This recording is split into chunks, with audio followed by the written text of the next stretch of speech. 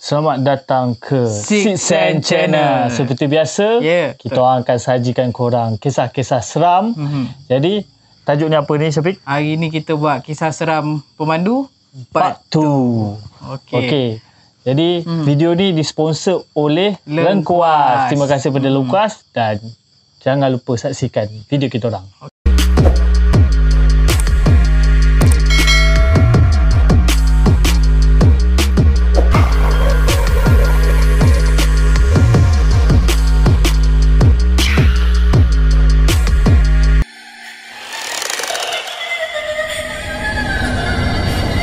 Okay guys, malam ni aku nak kongsikan korang kisah seram pemandu Part 2 yang dikongsikan oleh sahabat aku yang bernama Helmi yang pernah alami.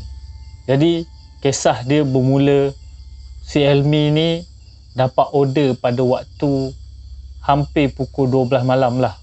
Sewaktu tu belum lagi PKP, jadi semua kedai makan beroperasi seperti biasalah. So pada malam tu dia mendapat order untuk menghantar di sebuah flat Kuala Lumpur lah.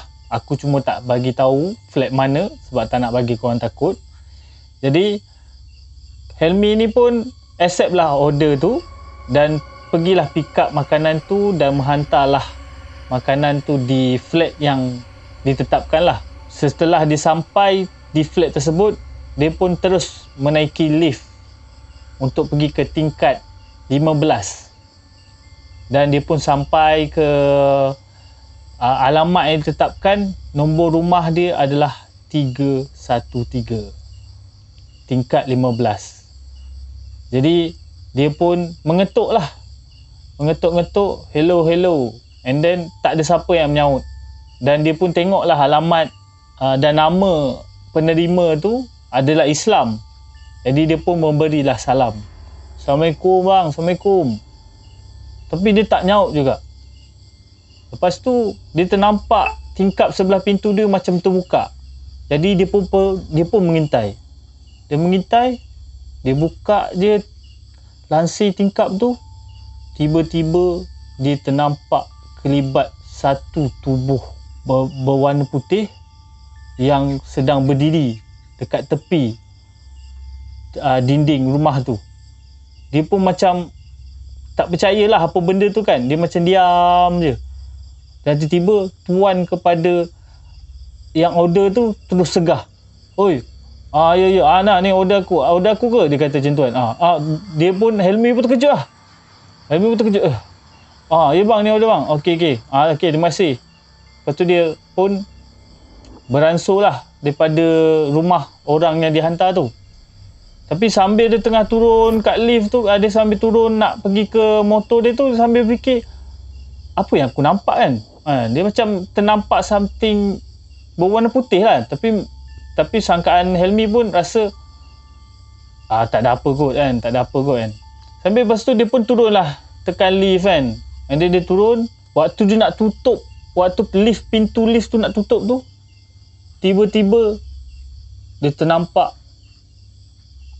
sesuatu objek berwarna putih sedang hampir dengan pintu lift dia. Dia pun terkejut lah. Nasib baik pintu tu sempat tutup. Dan dia pun dah rasa gabra dan rasa takut. Dia cepat-cepat lah minta lift tu turun, jangan rosak lah kan. Tiba-tiba lift tu blackout. Tiba-tiba gelap dalam lift tu. Dia pun rasa sangat-sangat takut kat waktu tu. Dia cuba baca ayat kursi, baca-baca doa semua tu. Dan tiba-tiba lampu lift tu terbuka. Dan dia pun dia dah rasa bersyukur lah tak ada apa-apa. Dan tiba-tiba waktu pintu nak terbuka tu, dia sempat menoleh belakang dia. Dia tengok belakang, dia ternampak satu lembaga, iaitu pocong di belakang dia. Dan dia terus lari pergi ke motor dia dengan cepat-cepat. Dia ambil kunci dalam kocek dia untuk startkan enjin. Sampai motor saja, dia dah masukkan kunci, tiba-tiba motor tak boleh start. Masya Allah, dia pun rasa macam, ya Allah, apa benda ni kan. Dia dah risau lah kan, takut benda pocong tu datang lah. Dan dia cuba start. Dia start. Akhirnya boleh pun start kan. Dia pun jalan. Dia pun dah terus jalan nak keluar daripada flat tu. Dia sempat tengok dekat cermin sisi dia. Dia ternampak yang pocong tu ada dekat belakang dia. Dan si Helmi terus kemalangan pada kejadian itulah. Dan Helmi pun dihantarkan hospital dan alhamdulillah dia tak ada apa-apa, cuma dia mengalami trauma lah kerana dia ternampak pocong di belakang dia. Sejak itu si Helmi pun berhenti menjadi seorang pemandu makanan dan dia mencari kerja yang lain. Hampir 2 tahun jugalah dia cuba untuk hilangkan rasa trauma dia. Dan itu saja cerita yang dikongsikan aku, dan kisah ini berakhir di sini saja.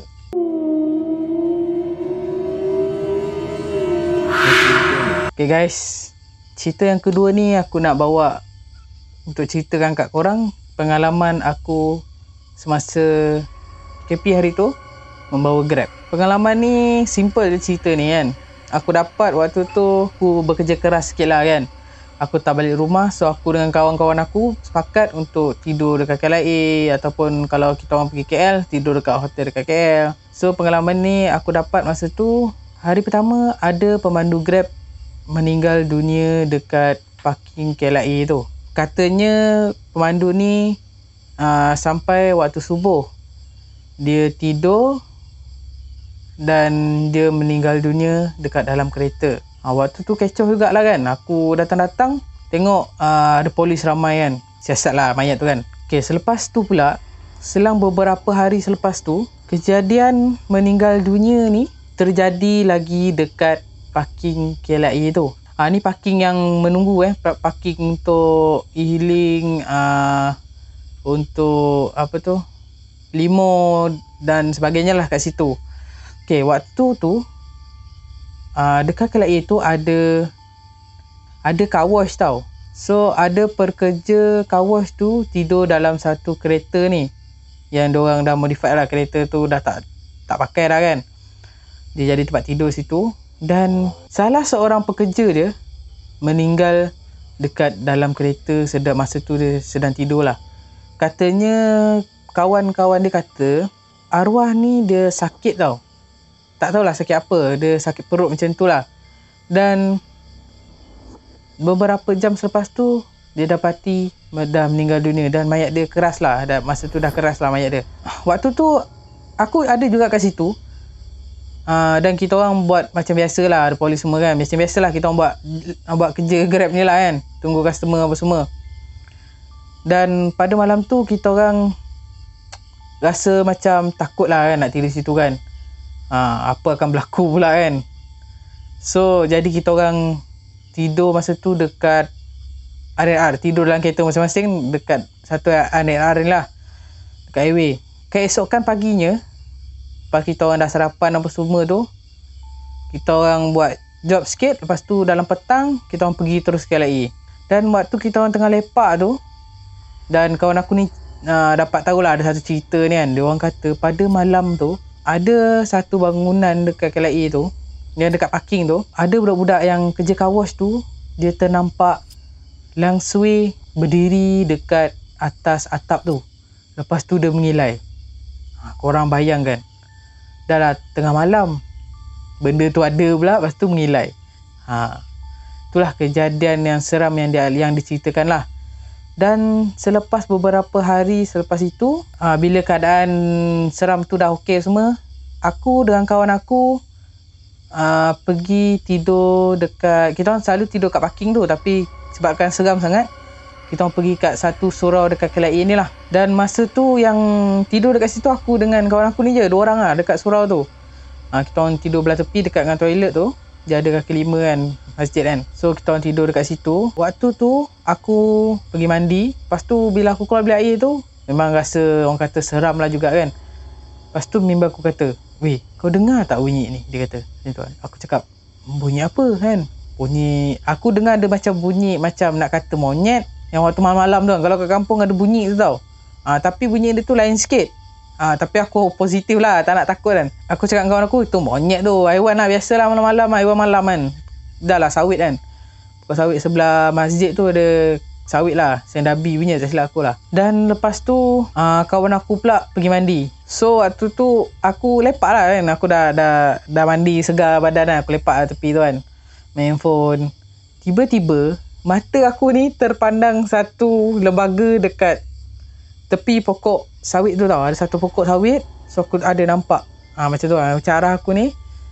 So aku terpandang lah arah tu kan. So aku nampak apa yang mula-mula aku ingatkan daun tau. Mula-mula aku ingat daun. Tapi daun tu warna putih. Macam tu. Daun tu warna putih. Lepas tu dia bergoyang-goyang. Padahal angin tak ada. Dia bergoyang macam ni. Macam tu. Dan lepas tu aku tengok tu betul. Apa benda tu Aku tenung je.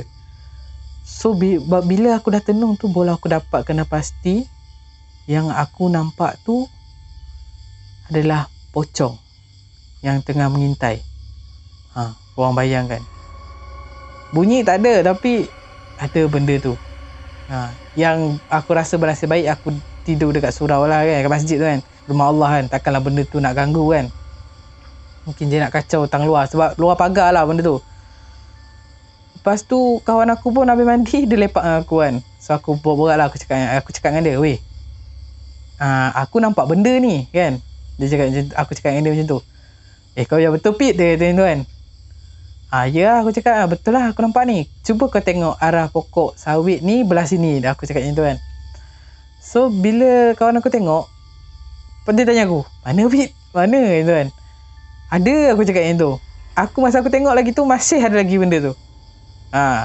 So aku cakap, tak apalah, tidur je lah dah kan. Lepas tu yang nasib baiknya aku bawa earphone. So aku letak earphone, aku buka lagu kuat-kuat. So aku tidur lah. Lepas tu keesokan harinya, kawan aku kata, weh, malam tadi masa kau dah tidur tu, kau hajar kau, dia kata dengan aku kan. Dia kata, kau hajar kau ni kan, kau pakai earphone, lepas tu kau tidur. Aku, sebab bunyi tu, yang dia kata bunyi tu makin lama makin kuat tau. Lepas tu dalam pukul berapa dia hilang. Dah senyap, tak ada bunyi dah langsung. Selepas beberapa hari berlaku tu, yang si kawan aku ni, dia tanyalah dekat bapak dia, bunyi macam ni kan. Lepas tu bapak dia kata, bunyi yang dia dengar tu, yang bunyi tu adalah bunyi elang sui. Sebab kata kawan aku ni, masa tu dia dengar dekat betul. Tapi bila ada orang kata, orang tu kata, bila bunyi tu dekat, benda tu jauh daripada kita. So kalau kita dengar bunyi tu sayup, dia dekat jauh je.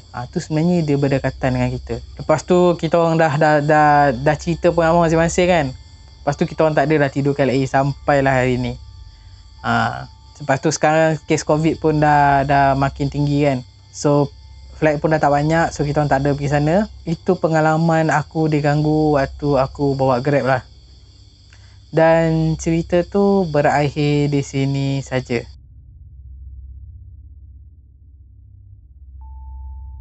Okay guys, habis sudah cerita kita orang. Terima kasih kepada korang yang tengok kita orang.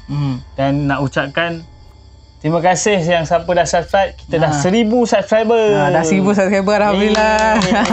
Thank you korang kerana yang dah subscribe, yang dah like, yang dah share. Thank you sangat-sangat. Nanti kita akan cuba improvekan lagi kita punya channel. InsyaAllah lah. Yang minat dekat Sixth Sense Channel ni boleh follow page Sixth Sense Channel dekat Facebook. Follow je. InsyaAllah akan update dekat situ. Kalau ada cerita baru keluar, kita akan update kat situ. Betul. Jadi terima kasih kepada Lengkuas untuk sponsor kita punya video.